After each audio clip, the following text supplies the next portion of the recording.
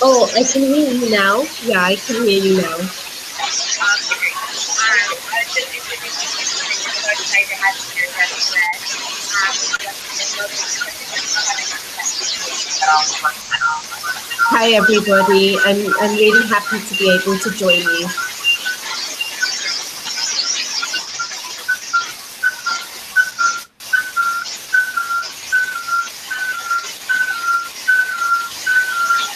How is your sound? Are you hearing it well? I can hear a echo and just a great deal of static still.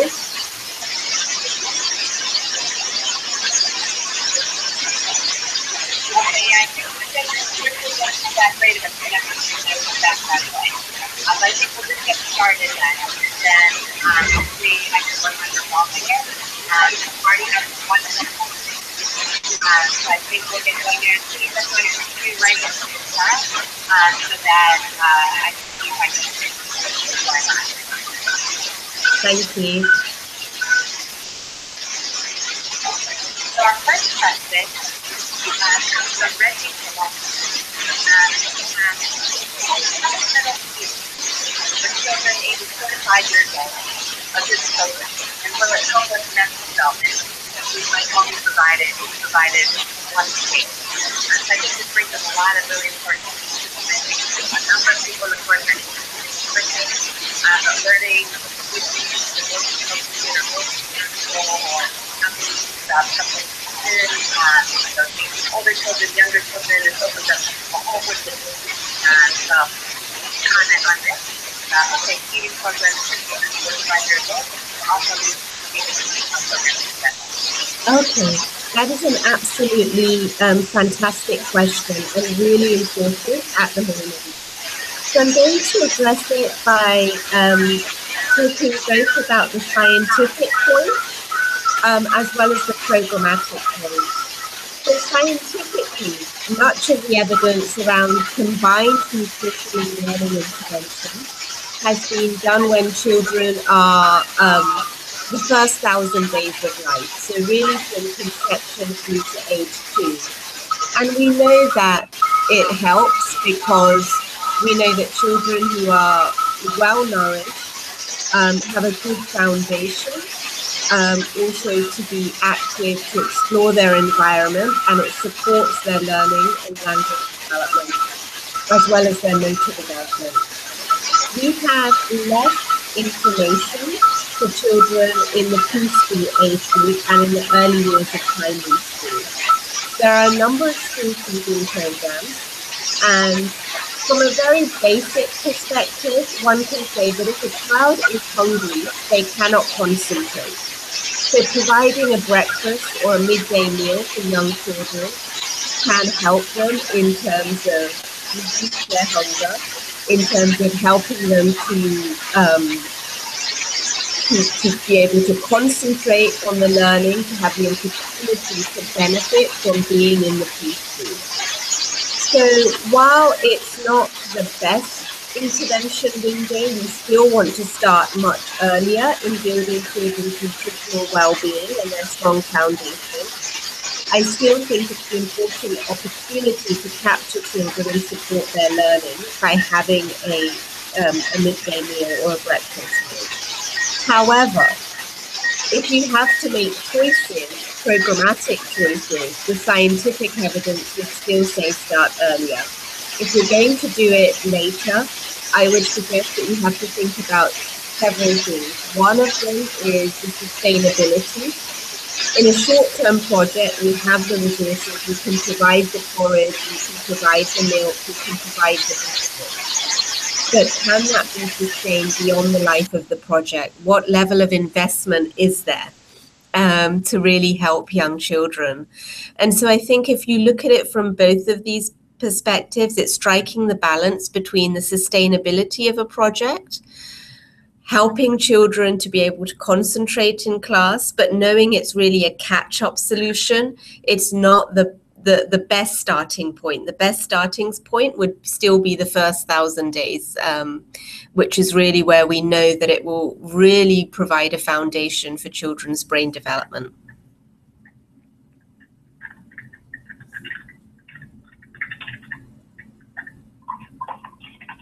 Okay, Aisha, I'm so sorry, but I think we've been having some technical difficulties, but I believe everything's cleared up now. So if you could just provide a short summary again, like you were talking about the support for these feeding programs. I think people would really appreciate, because some of the early part was cut off, but now we're good.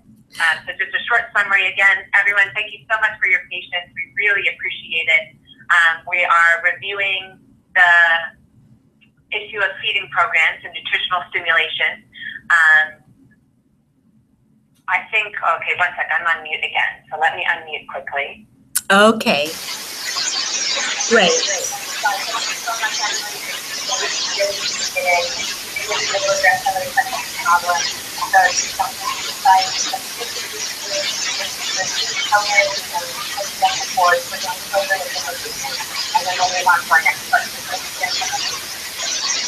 Fantastic. So very, very briefly, when we look at the evidence for combined nutrition and early learning programs, much of the evidence comes from the first 1,000 days of life, from pregnancy through to age 2.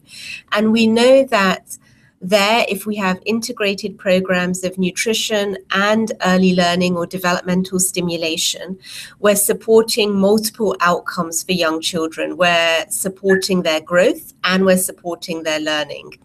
And so this sets a really critical foundation for all of the future learning, development, and growth. When we get to preschool, we shouldn't be ignoring nutrition. While the evidence isn't as strong that the nutritional inputs will necessarily promote greater development, what we do know is that it's going to help young children concentrate in school. You cannot concentrate if you're hungry. You cannot focus on learning new things if you're hungry.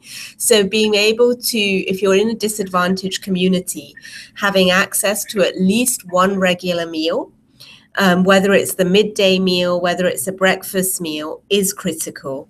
And there are a number of studies which are really looking at how to make sure that they're nutrient rich. So it's not just that they have the sufficient quantity of a porridge or a biscuit, which has all the macronutrients, but it also has the diverse qualitative nutrients, the micronutrients, like the vitamins that we need. But the caution that I have is thinking through the sustainability of these projects, making sure that they are managed in such a way that they're not a burden to the teacher. They don't, that beyond the course of the lifetime of the project, these investments can be sustained. And that means having your community on board, having your education decision makers on board with this type of program. But I think it's a very, very important question. And one that reminds us is that it's not one shot. So doing an intervention during pregnancy or just the 1,000 days doesn't mean we don't revisit these issues as children get older.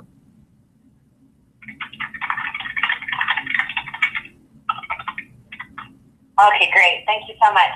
I think this is such an important issue. We have one quick follow-up question from Debbie Kala. Is that about, she's writing in from India saying that nutrition is a very big issue there, and that it's often related to culture.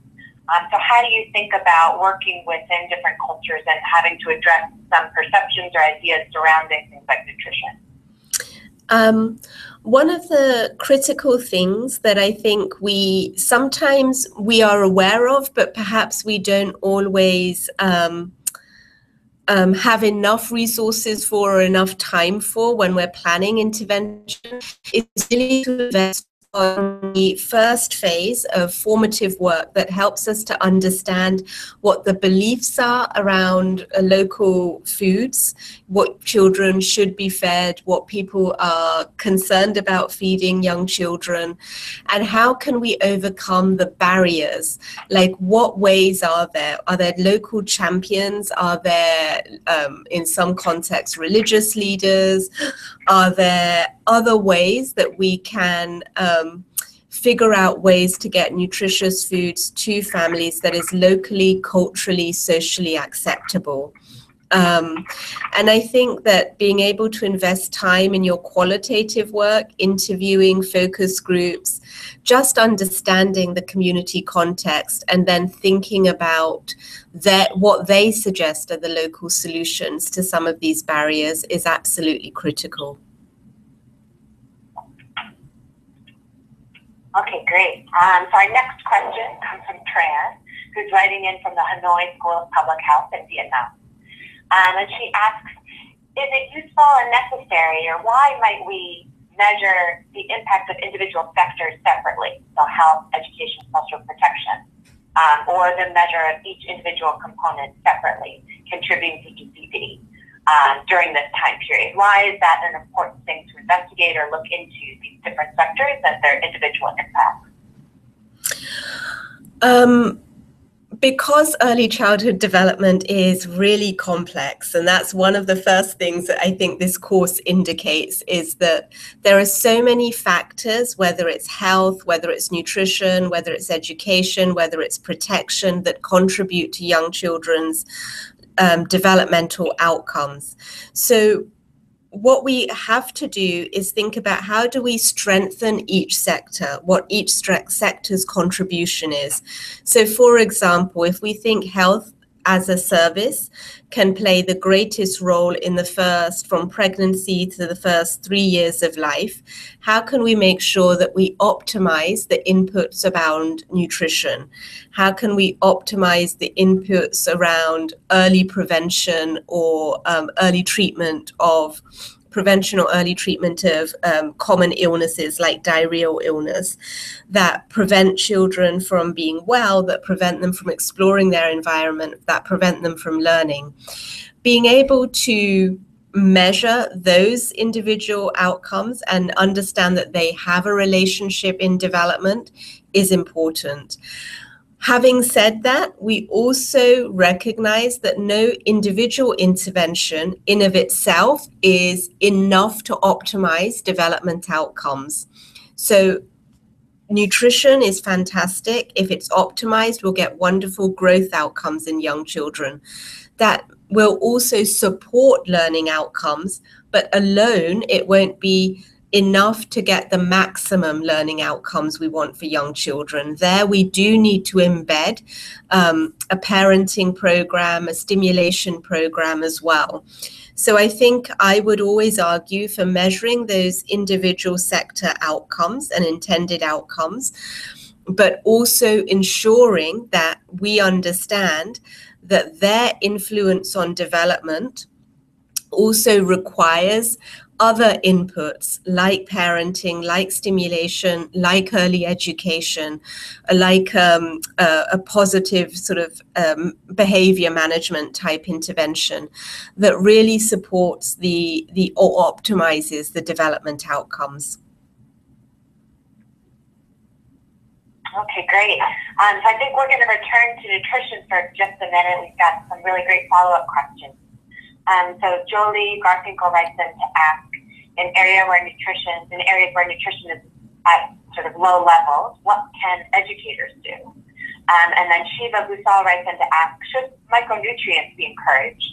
But then looking at places like rural areas or rural communities, should we be opting for more local solutions? Or I think just generally talking about, what can different interventions do to address nutrition? And is micronutrients one of those options? What do you think? Okay, so I think we have to look at what we want the nutritional inputs to achieve. We want children to grow well. That's number one. And we want children to develop well. So the nutritional inputs alone may help children to grow well, but they won't necessarily help children's cognitive development by themselves. That they need to have a combination with the learning inputs or the parenting inputs and the stimulation inputs that help young children to cognitively thrive as well. Now, in rural communities, there are lots of interventions where we've tried micronutrient supplementations, whether they're distributions through community health workers. from the evidence, we know that multiple micronutrient supplements tend to fare better than single nutrient interventions or supplement programs in terms of children's development outcomes. But they're not always, and they're reasonable cost, but they're not always going to be accepted locally. They're not always going to be sustainable.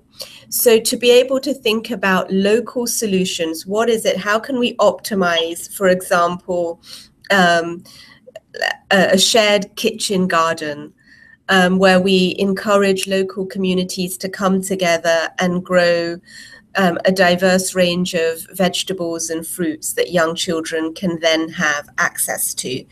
And how do we ensure that we work with local families to identify recipes and ways of preparing food that optimizes the nutrition that young children receive? And so for these strategies, we need to invest not just in information sharing, but in practical demonstrations, in practical behavior change, ways of delivering these interventions. What we know is that just informing people, just saying this is a great recipe, doesn't necessarily encourage a local community to change the way it prepares food. You need to be able to work with the local community, use techniques that will motivate people to try new ideas or to feel that they have ownership of these new ideas as well. So I think it's a matter of linking your intervention with your appropriate outcome. Nutrition interventions are absolutely essential to optimize nutritional well-being in children and growth in young children. Learning interventions are needed for cognitive development. The combination means we get a holistic outcome for young children, and that all these interventions support one another. Okay, great. I think this is a great time for the follow-up. We have an issue brought up by Debbie Kala. I think a really important part of nutrition is, especially for very young children, the issue of breastfeeding. So she's writing and saying that in India, and especially in some rural areas, for the first 2 days, children aren't given breast milk, they're given sugar syrup. And it's related to the time at which a child is born. And so I just wondered if you want to talk a little bit about the issue of breastfeeding and its importance for early childhood nutrition, and how some interventions or different groups are working on addressing maybe some misconceptions or some reluctance some communities might have to breastfeeding with very young children. I think this is such an important question. Breastfeeding, we know, is one of the most powerful protective factors for young children in terms of their survival, their health, their development. Again, we know that there are lots and lots of different beliefs around appropriate infant feeding, and especially around the newborn period. So I do think, firstly, that formative research helps us to understand what the local beliefs are, why they are local, why they exist, and how we might find solutions. Sometimes everything is not in the control of the mother. And so we may need to be working not just with the mother, as many of our interventions do, but also perhaps with her partner or with a mother-in-law, people that have a lot of the decision-making power, who may also need to be persuaded of the importance of exclusive breastfeeding early on in life. And we also need to think about ways that we can package breastfeeding that makes it, that helps families to engage in ways. Everyone wants their child to thrive. Everyone wants their child to learn well, be socially settled, be happy.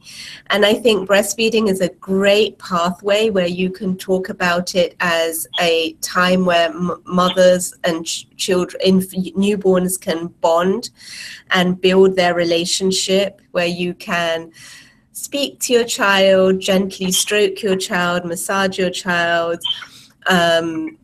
sing to your child, all of these things are sort of developmentally stimulating activities that can happen during the time of breastfeeding that can be conducive or motivating or encouraging around breastfeeding. So my strategy would be to understand the local beliefs and figure out the barriers and think about ways to overcome them. Targeting more than the mother as your intervention beneficiary, so including the other important decision makers in the household, but seeing if you can get an entry through other ways around convincing people to breastfeed. So it might not come from the nutrition, it might come from just that parenting time, that special time between mother and child as well. Okay, great. Thank you so much. So we have a question coming from Aisha, which I think brings up some of the themes you mentioned earlier about, especially for something like nutrition, focusing on, well, what are your specific outcomes that you're interested in, and how we think about balancing and integrating different sectors involved in the care of young children. And so the question is, for the first 1,000 days of a child's life, is the health sector the most important? And so how we think about that, about our balancing between sectors, the goals for different age groups, how did you respond? I think that the health sector is critical. I would not like to set sectors up in a way where they're competing against one another. I think the health sector is critical for 3 reasons. For most children around the world, the health sector is the one formal service they will have contact with from the time they're born, from pregnancy, through that first 1,000 days. It won't be the education sector, it won't be another sector. And so simply from an access point of view, it's absolutely critical that we advocate for action within the health sector. Secondly, we know that some of the things the health sector is already doing is important and highly supportive for children's development. So, for example, when we're promoting optimal infant and young child feeding practices, we know that they're also going to be very, very supportive for children's development as well as their growth.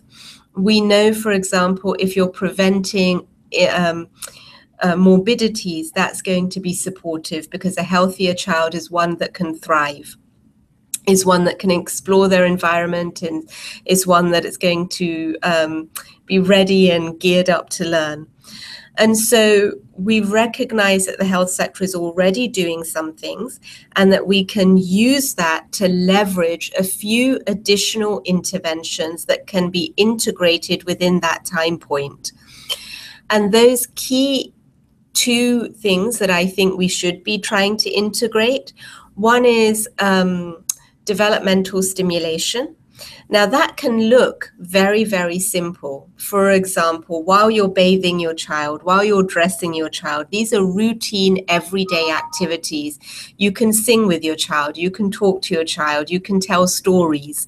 So it doesn't come across as an additional task for families, but one that they can integrate with the routine of their home, in the routine of their child's life.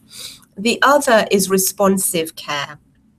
Responsive care, as I'm sure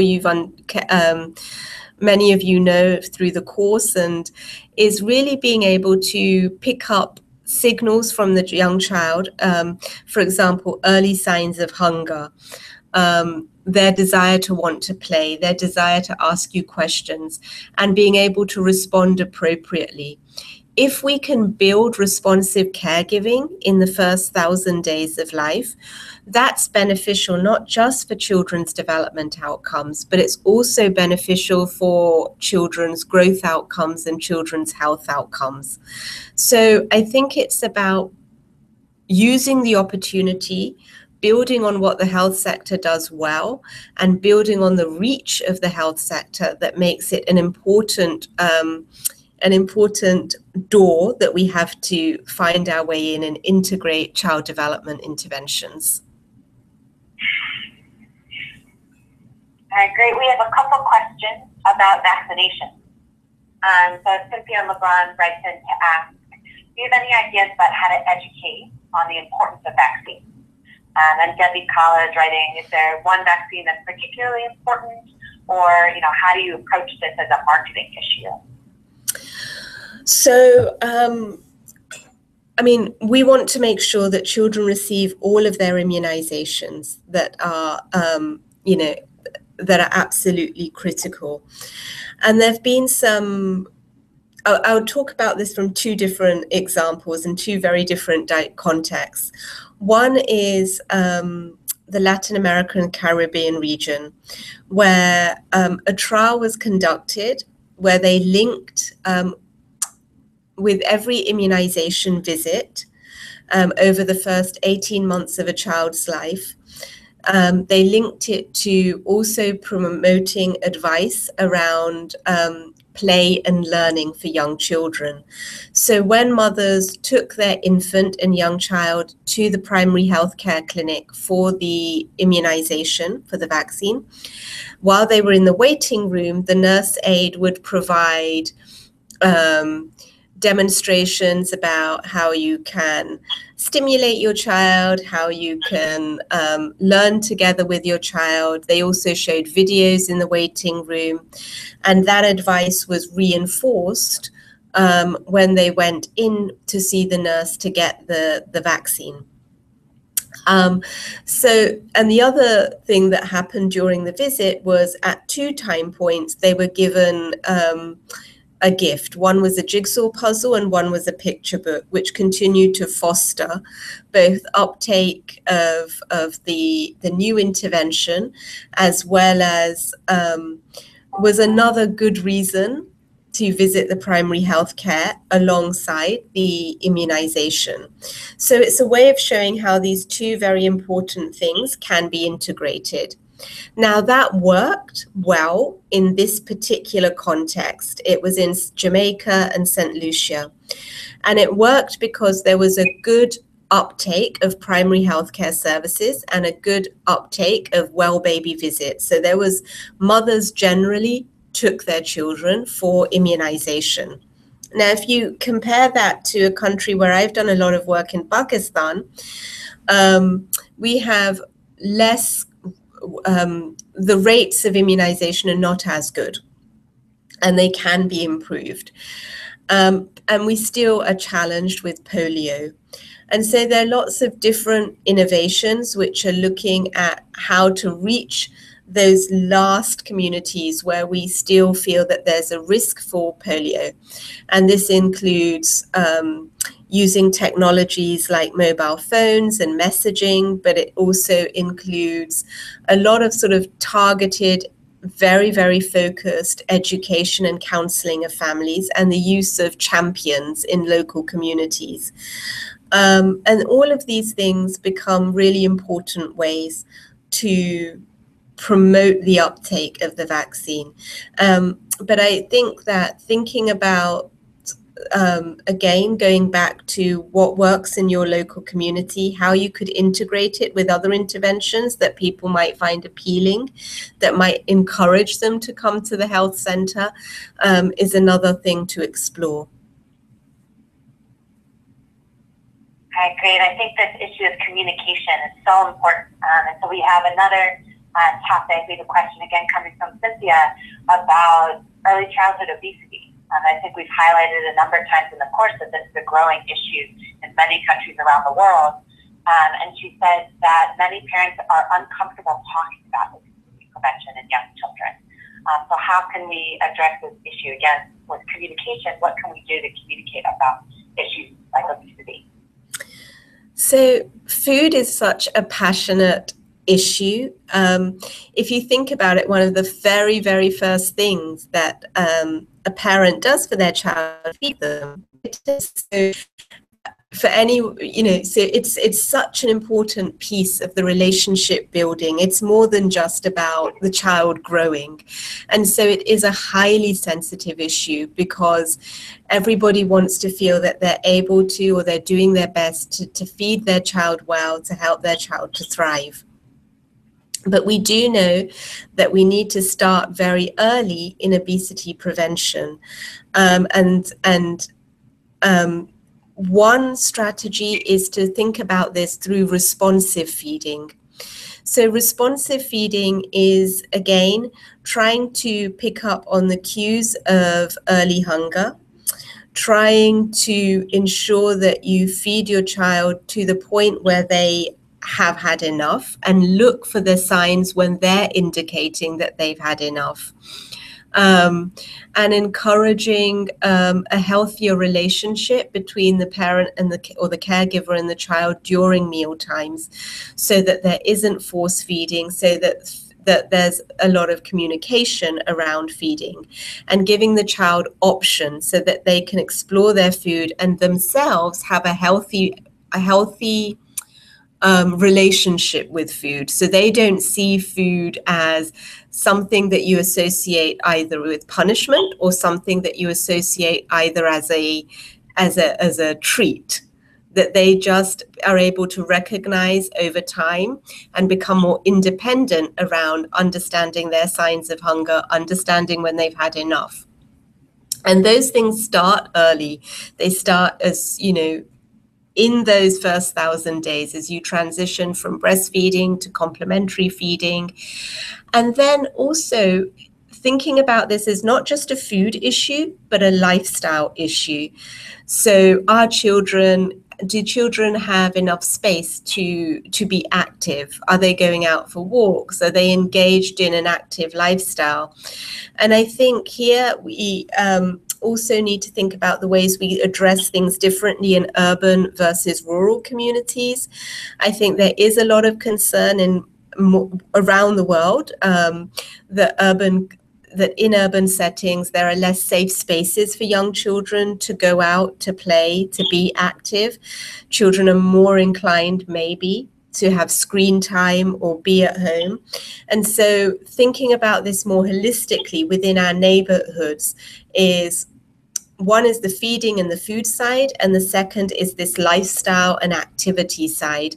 And how can we tackle both in order to really have a good obesity prevention strategy in those early years? Okay, we have a question from Robert, who asks about disabilities, issues with disabilities. So how can we identify whether children have disabilities in the first years of life, and what kinds of interventions can we have to either target disabilities that can be addressed, or work on supporting children who might have disabilities for longer periods of time? Thank you. And I think more and more attention is moving towards early screening, monitoring, and intervention for young children at risk of disabilities, and for young children identified with disabilities. So there are a number of screening tools which are available. This includes, for example, the MDAT, the Malawian Developmental Assessment Tool, which is designed to pick up early risks of impairment in young children. The great thing about this tool is that it was developed in Malawi. It is easy to adapt and use in low resource settings, and we know that it can be effectively used by, for example, community health workers. Another tool is the GMDC, which was developed and has been tested in Turkey, in India, in Argentina, and in South Africa, and has been a way of not only picking up early signs of impairment and disability in young children, but very critically linking that to counseling. So having a discussion with families about how their child is developing, what kind of things can they do to support their child's development. So again, this is a tool that can be accessed, is fairly easy to administer, and is useful in middle income and low income settings, as well as can be applied in high income settings. The challenge comes in linking the screening and the monitoring with early intervention. The argument in too many places is that we don't have enough resources, we don't have enough specialist training. There are a number of home-based or simple manuals that have been developed by non-government organizations, by universities, on how you can train people that are not specialists in some very, very simple interventions for young children with disabilities. And I think that if you're going to establish a screening and monitoring program, then it needs to be linked to some level of intervention, even if it's a basic level of intervention. I think there are ethical implications about screening and not then being able to act on what you learn from the screen, being able to do something for young children. I think we still need to continue to work very hard to advocate for more investment and development of services that are targeted for children with more complex needs. And frankly, we're not there yet in most countries. Okay, we have a question from Shubhaya Kasule about how is mental health being integrated into early childhood development? So there are, it's absolutely essential that we expect a lot from our parents. We expect them to absorb a lot of messages from educators, from health providers, and from others in the community who are guiding us about how we how we optimize the caregiving for young children. We need to recognize that for many caregivers, they are in stressful situations. It may not always be clinical depression, but there is distress in families. There are lots of challenges. There are lots of problems. So there are a number of programs which have been tested, which look at ways of integrating interventions that help to manage people's level of stress, particularly mothers' level of stress. One example is the Thinking Healthy program, which was originally developed in Pakistan and is now available on the World Health Organization website. There are, and it basically is a way of working with families, working with mothers to think about what challenges they face and how they might start to think differently about those challenges to overcome them, and a way to reduce the level of stress and to improve their coping. There are lots of similar interventions that have been tested. We know that that's extremely helpful, because if you want people to adopt new behaviors around their own health, around their children's health, then we also need to make sure that they're in a state of mind and that they're in a position to be able to adopt those new behaviors. And that often means tackling the well-being of the family and of the adult caregivers in that household. Another important consideration with home visiting programs or community-based group sessions is engaging with more than the mother. So engaging with couples or other extended family members to think about how you reduce conflict in households as well. Because there is a lot of stress that's generated around parenting. There's a lot of just everyday stress as a result of, pressures at work, issues socially. And so being able to help families manage problems that arise, communicate effectively, look at different ways of resolving conflict than perhaps an unhealthy way of resolving conflict. That's better for the adults, it's better for the young children. And so these are ways of trying to integrate these elements through a program that's intention is to benefit young people. Okay, we have a couple questions coming in about working in emergency settings for children born and raised in refugee camps. So Fitzum Mulugeta writes in to ask, does civic registration help mothers and children access services? And then we have a couple questions from Jennifer Lopez about how to include a multi-sector planning approach in an emergency context. And so in one of the webinars, we had an example from Northern Uganda where simulation was integrated into existing emergency feeding centers. So we have other examples. So I think just generally talking about emergency settings, situations of conflict or refugee settings, and how we can enable people living in those settings to access services and the intersectoral multi-services that we know are an important part of a high-quality early childhood development program. So there are a number of global experts who really have a very much richer experience of working in emergency settings, including the International Rescue Committee, including a number of international non-government and local non-government organizations such as Save the Children and World Vision.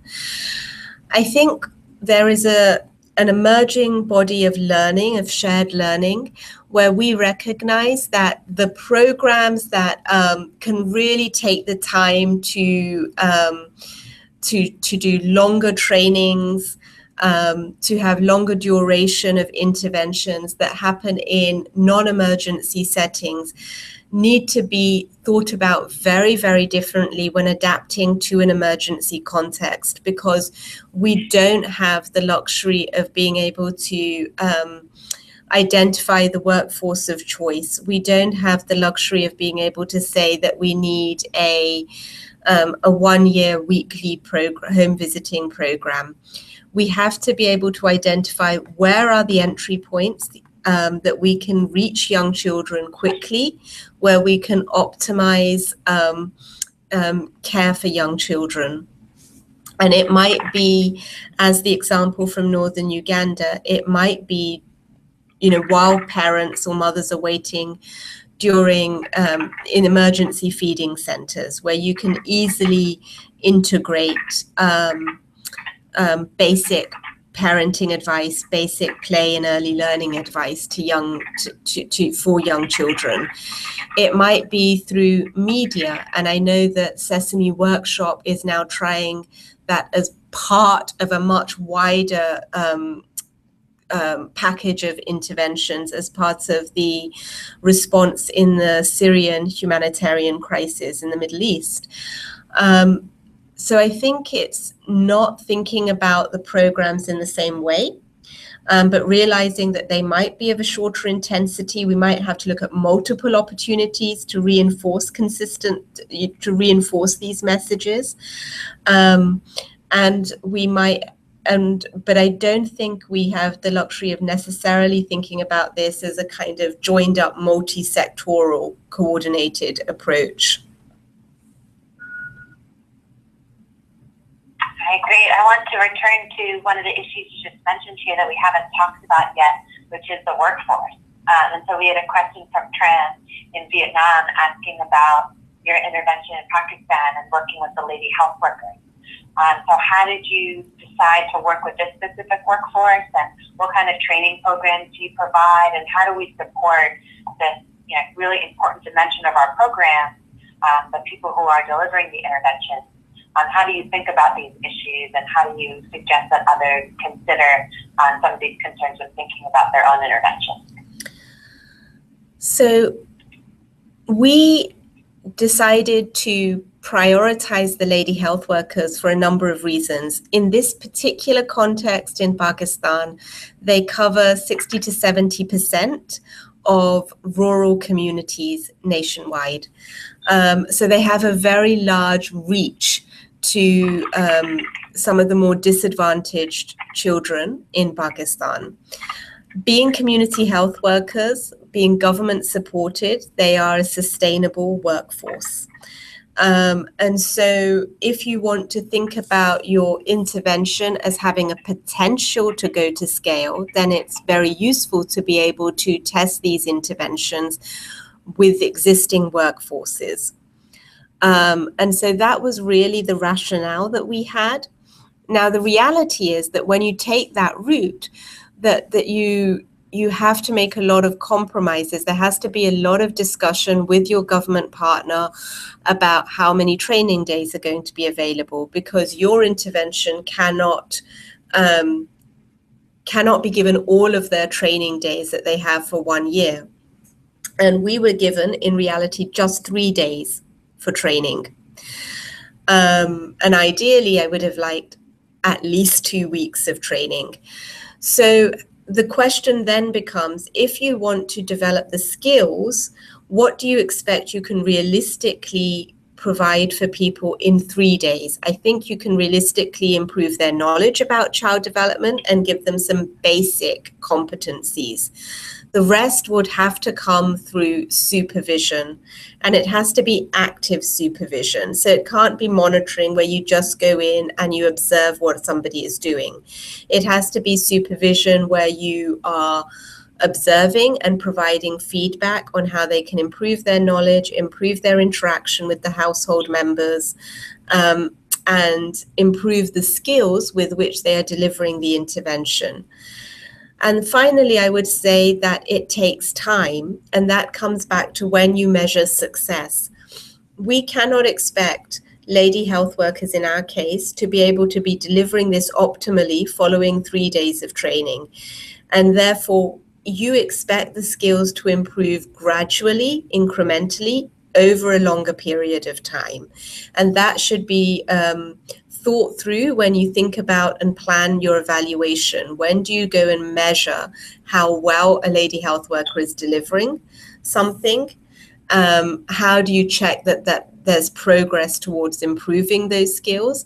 And when do you then measure where you think the children might be ultimately benefiting in terms of their parents uptaking the intervention and the impact being seen on the development and health outcomes of young children?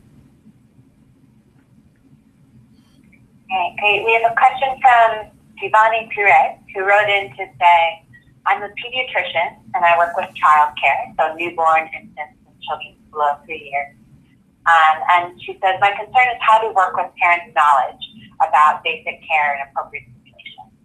So she says, we develop educational leaflets about feeding and early stimulation and safe and healthy sleep. And we recommend things to parents.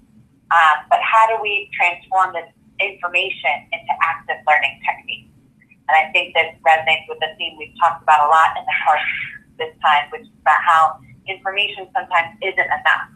And so how do we provide the additional support to really get people like parents changing their behavior? Yeah, so absolutely. Just information sharing, we know, might make somebody more aware. It might make you, you can definitely improve your knowledge on a certain issue, but it won't change your behavior. So one of the, we know that there are multiple behavior change techniques that can be employed. One of the features or techniques that is emerging as particularly important for stimulation, for play activities, for learning activities in these early years, is giving parents the opportunity to try out an activity with you present as the health worker. So they might just be playing with the ball, giving the ball back and forth. They might be looking at a picture book together, and being able to provide some feedback to the parents about how they might ask more questions to the child during the activity, encourage the child to explore the book by him or herself. So you're getting them to really think about it in a different way, because when you just say, read with your child, talk about pictures together, my response as a mother would be, sure, I can do that. But if you ask me to try that out with my child, you might also provide some tips, like how I can ask the child what colors are in the book, or I can tell the child to try turning the page, or I can talk about a picture with my child, or I can praise my child. Then I see that activity very, very differently because I've experienced it, and you've encouraged me to experience it in a very different way from my understanding. And that can be motivational. So this performance-based or practice and experience and feedback is one technique that has been promoted in a number of interventions around the world. Right. I think this is another really great question. What kind of advice you would have for interventions that target fathers as opposed to mothers? Or generally, how can we think about engaging fathers in early programs of parental stimulation or nutrition or things dealing with very young children? I think we have to, there are probably three things. One is understanding, again, one is promoting the relationship between the father and the child. Right. So we could, in a similar way that we have been working with mothers, thinking about, you know, how we can foster and encourage fathers to be more actively engaged in play and learning activities with their young children. And of course, that again depends on the understanding and working with the local community to know what are the barriers, why is it that they don't do these activities already, what activities do they do, how can we build on those, and how can we encourage the ones that are not being practiced. In order to deliver that, we'd have to also understand when is the right time to catch fathers. Is it in the evenings? It's not going to be the same type of delivery strategies that we might be more familiar with when we're just targeting mothers. The second piece is not just thinking about the father and child, but thinking about the father and the mother, the two parents together, or the father in the broader family context. So again, going back to looking at broader family issues, for example, in what other ways is the father able to support the mother? Or even understand how the mother's day has been, how much pressure she is under. How do you get mother and father to communicate differently about challenges? How do you get them to cope differently with stressful situations? Because that also has an impact on the young child. So I think of it as two strategies which are interlinked. One is about the father with the child, but the other is about the father with the partner, with the mother of the child and their relationship. And how do you strengthen both of those relationships? Okay, great. I think we're getting close to the end of our time here. There's a couple more great questions.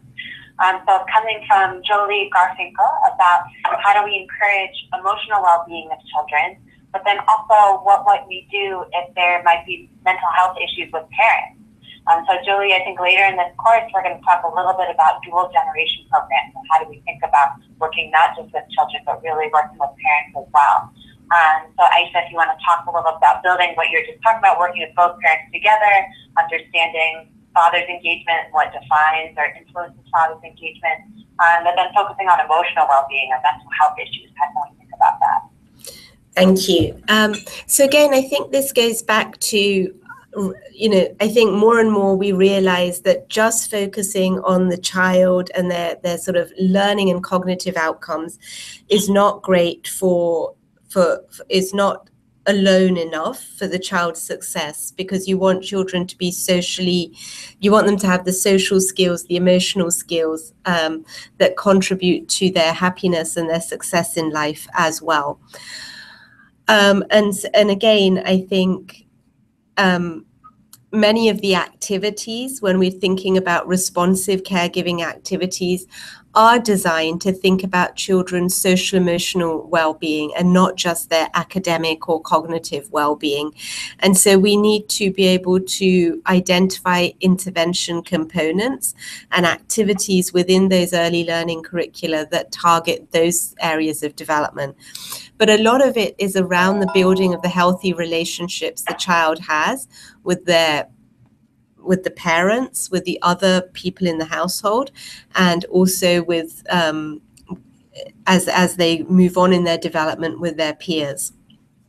we also have to recognize that that happens in a context where there is a lot of other things going on.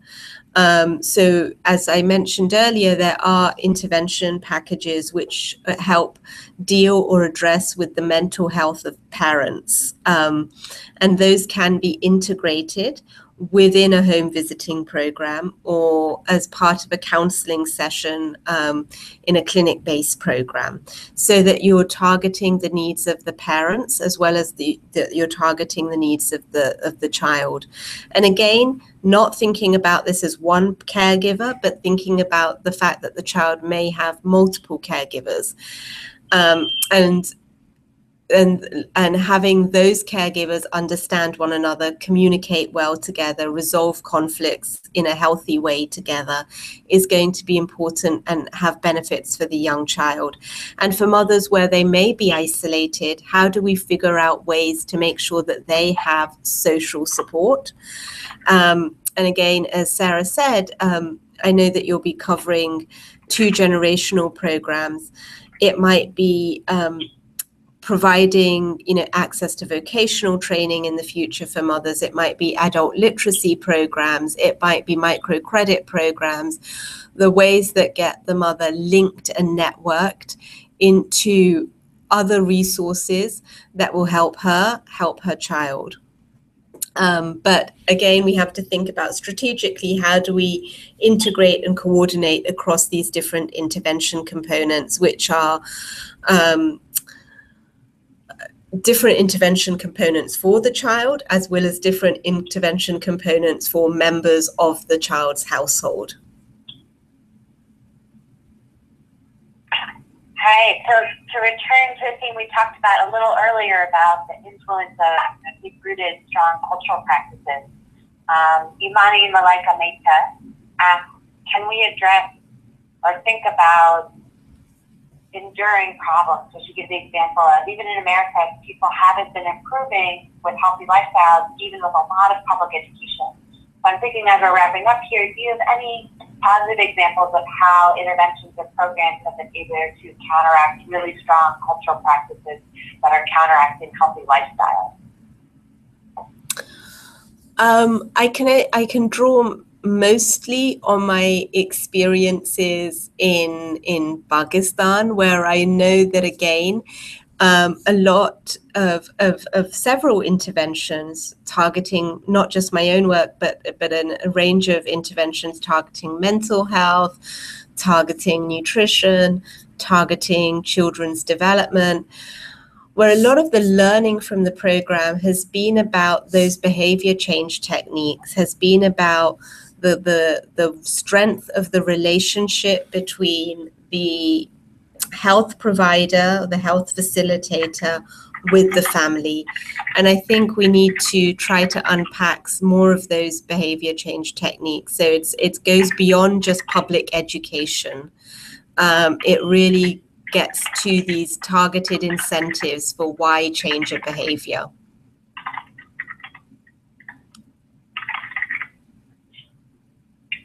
All right, great. So I think we're running out of time here. Thank you again, everyone, so much for being involved, and especially for your patience with all of our technical issues.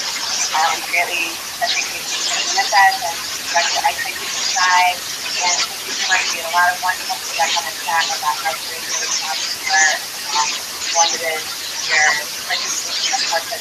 Thank you so much for your time today, and general for being a part of that course. Thank you so much, and thank you all for the really important questions. I think they're questions that just help us to continue to learn as a community together.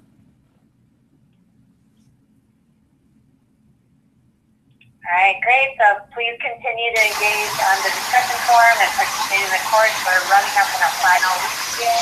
We'll have 2 extra weeks at the end to finish up. Thank you again so much for joining us today. We'll post it later, and we look forward to seeing you again. Bye.